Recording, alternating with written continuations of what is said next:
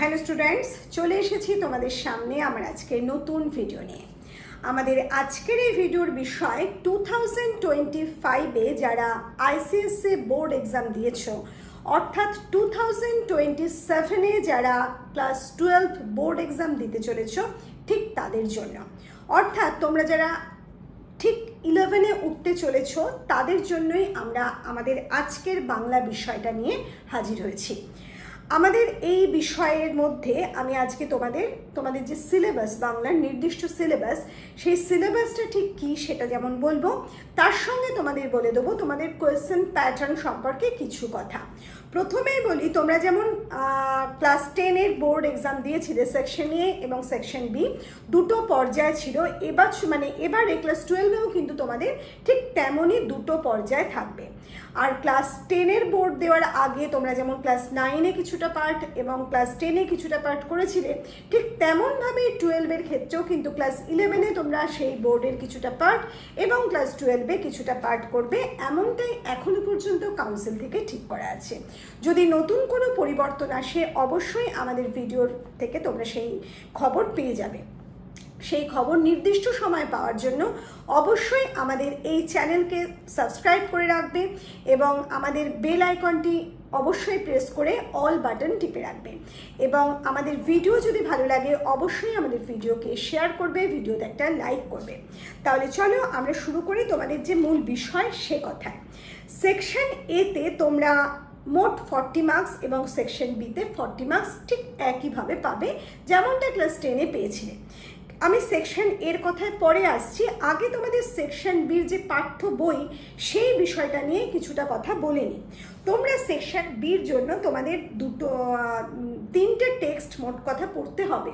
সেই তিনটে টেক্সটের মধ্যে একটা হচ্ছে প্রবন্ধ ও গদ্য সংকলন আইএসসি, আর একটা হচ্ছে আইএসসি কবিতা সংকলন, এবং আরও দুটো বই তোমাদের থাকছে। একটা হচ্ছে মতি নন্দী রচিত কোনি উপন্যাস এবং রবীন্দ্রনাথ ঠাকুর রচিত একটি নাটক মুকুট।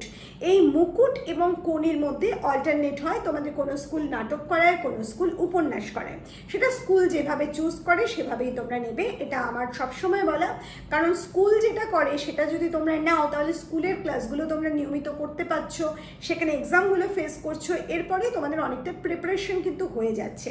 তবে আমার থেকে তোমরা যদি প্রশ্ন করো তাহলে আমি তোমাদের অবশ্যই বলবো যে কোনো বুক তোমরা চুজ করো না কেন, তোমরা যদি ভালো লেখো তাহলে সব জায়গা থেকেই কিন্তু ভালো মার্কস উঠতে পারে, সে বিষয়ে কোনো সমস্যা নেই। যাই হোক, প্রথমেই প্রবন্ধ গদ্য সংকলনের ক্ষেত্রে বলি। প্রবন্ধ গদ্য সংকলনে তোমরা আগের মতো এখানেও 10টা গদ্য পাচ্ছ। রবীন্দ্রনাথ ঠাকুর রচিত গল্প ঠাকুরদা, অবনীন্দ্রনাথ ঠাকুর রচিত জোড়াসাঁকোর ধারে, তারাশঙ্কর বন্দ্যোপাধ্যায় রচিত তাসের ঘর, আশাপূর্ণা দেবী রচিত গল্প অনাচার, নারায়ণ গঙ্গোপাধ্যায় রচিত ছোট গল্প রেকর্ড, শরদিন্দু বন্দ্যোপাধ্যায় রচিত গল্প বীর্য শুল্কা, সমরেশ বসু রচিত গল্প আদাব, মহাশ্বেতা দেবী রচিত গল্প লক্ষ্মণের মা, ওয়ালিউল্লাহ রচিত একটি তুলসী গাছের কাহিনী এবং শঙ্খ ঘোষ রচিত না পাহারার পরীক্ষা।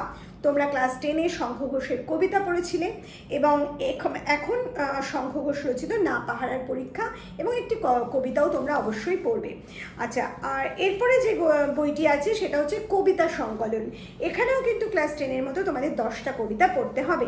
সেখানে আছে রবীন্দ্রনাথ ঠাকুরের ওরা কাজ করে, অচিন্ত কুমার সেনগুপ্ত রচিত পূব পশ্চিম, কবি জীবনানন্দ দাশ রচিত বনলতা সেন, তরুণ সান্যাল রচিত বর্ণপরিচয়, সুভাষ মুখোপাধ্যায় রচিত সালেমনের মা, শঙ্খ ঘোষ রচিত বাবরের প্রার্থনা, সুনীল গঙ্গোপাধ্যায় রচিত যদি নির্বাসন দাও, বীরেন্দ্র চট্টোপাধ্যায় রচিত রাস্তা কারো একার নয়, শামসুর রহমান রচিত স্বাধীনতা তুমি এবং জয় গোস্বামী রচিত কবিতা নুন। তোমরা অনেকেই হয়তো এই বড় বড় কবিতা গল্প দেখে ভয় পেয়ে যাচ্ছ, ভাবছো বাংলা নেব কি না। আমি প্রত্যেককে বলছি বাংলা কিন্তু ক্লাস 12-এ একটু কঠিন, ক্লাস 10-এর থেকে অবশ্যই একটু কঠিন। যে গল্প যে কবিতা তোমরা ক্লাস 10-এ পড়ে এসছো তার থেকে কিন্তু আকাশ পাতাল তফাৎ হয়ে যাবে ক্লাস 11-12-এর গল্প কবিতা। কিন্তু তবুও আমি বলবো তোমাদের বাংলা কিন্তু অবশ্যই স্কোরিং। কেন স্কোরিং? তোমাদের বাংলা কিন্তু ক্লাস 10-এর মতো এত পড়তে হবে না, একেবারে তোমরা অনেক কম করে মানে একেবারে সাজেস্টিভ ওয়েতে পড়তে পারবে। তার কারণ আমি অন্য কোনো ভিডিওতে বলবো, শুধু এটুকু আশ্বস্ত তোমাদের করছি, তোমরা যদি আমার সাথে থাকো, আমাদের চ্যানেলের সাথে থাকো, তোমাদের বাংলায় কিন্তু ঠিক ক্লাস 10-এর মতোই 95% বা তার বেশি পাওয়া কোথাও কোনো অসুবিধা সৃষ্টি করবে না। তবে হ্যাঁ, আমার প্রত্যেকটা ভিডিও ভালোভাবে দেখতে হবে, আমার প্রত্যেকটা কথা শুনতে হবে, এবং অবশ্যই আমি বলবো বাজারে প্রচলিত যে নোটবুকগুলো সেগুলো ফলো না করে তোমরা নিজেরা যদি প্রশ্নের উত্তর লিখতে পারো সেটা খুব ভালো, যদি না লিখতে পারো তোমরা অবশ্যই আমাদের নোটস পারচেস করবে ওই একই নম্বর থেকে 8777416211 নাম্বারে। তোমরা প্রত্যেকটা গল্প, কবিতা, উপন্যাস বা নাটকের নোটস পেয়ে যাবে। সেই পিডিএফ নোটসগুলো তোমরা সংগ্রহ করবে, এবং এখনই যদি তোমরা সেগুলো সংগ্রহ করে পড়তে থাকো আস্তে আস্তে, যদি অবশ্যই যেটা আগের ইয়ারে এসে গেছে সেই গল্প কবিতাগুলোও বাদ দিয়ে দেবে এবং বাকিগুলো পড়তে শুরু করবে। যদি পড়তে শুরু করো আস্তে আস্তে গল্প কবিতা এবং নোটসগুলো, তাহলে তোমরা কিন্তু অনেকটা সমৃদ্ধ হয়ে যাবে এবং এক্সামের সময় গিয়ে তোমাদের কিন্তু অতটা অসুবিধা হবে না। এরপর আমি তোমাদের সাথে আছি, তোমাদের অনেকটা সাজেশনস ওয়েতে এগিয়ে নিয়ে যাব। আমাদের মক টেস্ট আছে, তোমাদের আরও হেল্প করবে, সমস্ত কিছু আছে, সে কথায় আমি অন্য কোনো ভিডিওতে আসবো। যাই হোক, এবার আমি আসবো তোমাদের যে কোয়েশ্চেন, সেই কোয়েশ্চেন প্যাটার্নে। সেকশন এতে তোমরা 40 মার্কসে কী কী পাচ্ছ? প্রবন্ধ 15 মার্কস, তোমরা পাচ্ছ কম্প্রিহেনশন, সেখানে এখন আর 10 মার্কস নয়, থাকছে 15 মার্কস। গ্রামার পাচ্ছ 10 মার্কসের। এবার বলি যে প্রবন্ধ পাচ্ছ 15 মার্কসের, সেখানে ক্লাস 10-এ যে ধরনের প্রবন্ধ করেছিলে তোমরা, সেই ধরনের প্রবন্ধ তো অবশ্যই একটা থাকে, কিন্তু এছাড়াও একটু অন্যরকম প্রবন্ধ তোমরা এবার পাবে। তোমরা যারা আমার কাছ থেকে ক্লাস 10-এর এই প্রবন্ধের পিডিএফ নিয়েছো, পারচেস করেছো, তারা কিন্তু শুধু ওইটুকু প্রবন্ধ পড়লেই হবে না, আরও একটু অন্যরকম প্রবন্ধ তোমাদের কিন্তু পড়তে হবে। সেই রকম প্রবন্ধ আমি এখনও তোমাদের জন্য তৈরি করে উঠতে পারিনি, যদি পারি অবশ্যই তার একটা ভিডিও আমি আপলোড করব, তোমরা তখন সেই প্রবন্ধগুলো আমার থেকে পারচেস করতে পারবে। সেই প্রবন্ধের মধ্যে রয়েছে পক্ষে বিপক্ষে রচনা, মানে একটা বিষয় দেওয়া হবে, তার পক্ষে অথবা বিপক্ষে তোমাকে একটা প্রবন্ধ লিখতে হবে, যেটা তুমি নিজের মতো করে লিখতে পারবে। আর একটা আছে ইমাজিনেশন টাইপ একটা প্রবন্ধ। সেই প্রবন্ধে তোমাকে কিছু কল্পনা করতে হবে, হয় তুমি হঠাৎ করে একটা আলাদিনের আশ্চর্য প্রদীপ পেয়ে গেছো, কিংবা তুমি হঠাৎ করে 100 বছর পিছিয়ে গেছো, এরকম একটা অদ্ভুত কিছু কল্পনা, এবং সেই অদ্ভুত কল্পনা তুমি কীরকম করতে পারো সেটাই কিন্তু যাচাই করার বিষয় হচ্ছে এই প্রবন্ধ, 15 মার্কসের এই প্রবন্ধ। এরপর হচ্ছে, এটা কিন্তু কোনো ভয়ঙ্কর বিষয় নয়, আবার বলছি, এই প্রবন্ধ কিন্তু তোমরা অবশ্যই কমন পেতে পারো। এরপর যেটা কম্প্রিহেনশন, সেটা 10 মার্কসের নয়, এবার 15 মার্কস। এখানে তোমরা 3 মার্কসের 3টে প্রশ্ন পাবে, বড় প্রশ্ন। বড় প্রশ্ন বলতে 3 মার্কসের যদিও থাকে, কখনো কখনো 1+2 করেও কিন্তু সেই প্রশ্ন দেওয়া থাকে। এছাড়া থাকে 6টা এমসিকিউ টাইপ প্রশ্ন, ওই প্যাসেজ থেকে সেই এমসিকিউগুলো সলভ করতে হবে। তারপর তোমরা 10 মার্কসের গ্রামার পাচ্ছ। এখনও পর্যন্ত এমসিকিউ টাইপের গ্রামার তোমরা পাবে 8 মার্কসের, এবং 2 মার্কস তোমরা এমসিকিউ পাবে না, এমনটাই ঠিক আছে, যদিও গত বছর 3 মার্কসের এমসিকিউ তোমরা পাওনি, 7 মার্কসের পেয়েছিলে। যাই হোক, এটা একটু এদিক ওদিক হতেও পারে, সেরকম কোনো কাউন্সিল থেকে কোনো রিপোর্ট এই মুহূর্তে পাওয়া যায়নি। তোমরা আমার সাথে থাকো, অবশ্যই আমি আপডেট দিতে থাকবো। এরপর আমরা চলে যাব সেকশন বিতে কী ধরনের প্রশ্ন থাকে। সেকশন বিতে প্রত্যেকটাই, যে তোমাদের 3টে বুক বললাম, তোমাদের এই 4টে বুকের মধ্যে যে কোনো 3টে বুককে চুজ করতে হবে। এই 3টে বুক থেকেই কিন্তু 4টে বুক থেকেই তোমাদের 3টে করে প্রশ্ন দেওয়া হয়।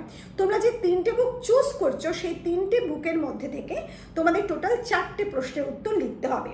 প্রত্যেকটা প্রশ্নের মান হচ্ছে 10 নম্বর, অর্থাৎ 10 মার্কস। আর প্রত্যেকটা বুক থেকে তোমাদের একটা করে প্রশ্ন অবশ্যই লিখতে হবে, অর্থাৎ 3টে বুক থেকে তুমি যদি 3টে প্রশ্নের উত্তর লেখো, তাহলে বাকি একটা প্রশ্ন তুমি যেখান থেকে খুশি লিখতে পারছো, কোনো সমস্যা নেই।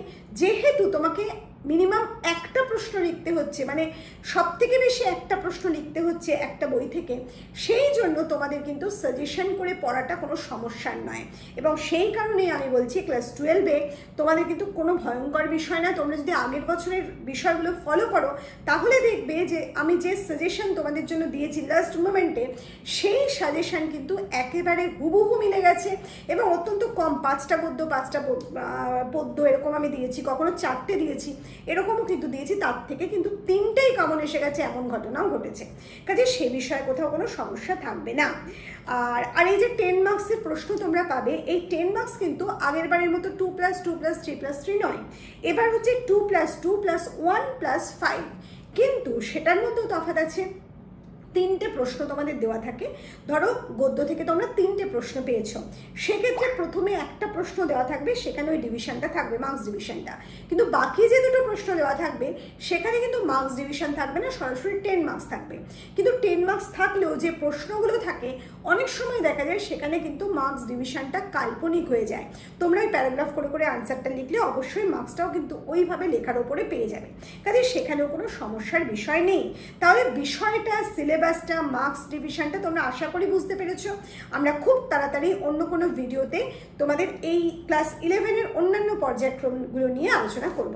তাহলে আমাদের আজকের ভিডিও আমরা এখানেই শেষ করি। খুব তাড়াতাড়ি তোমাদের সামনে হাজির হব তোমাদের জন্য নতুন কোনো ভিডিও নিয়ে। খুব ভালো থেকো।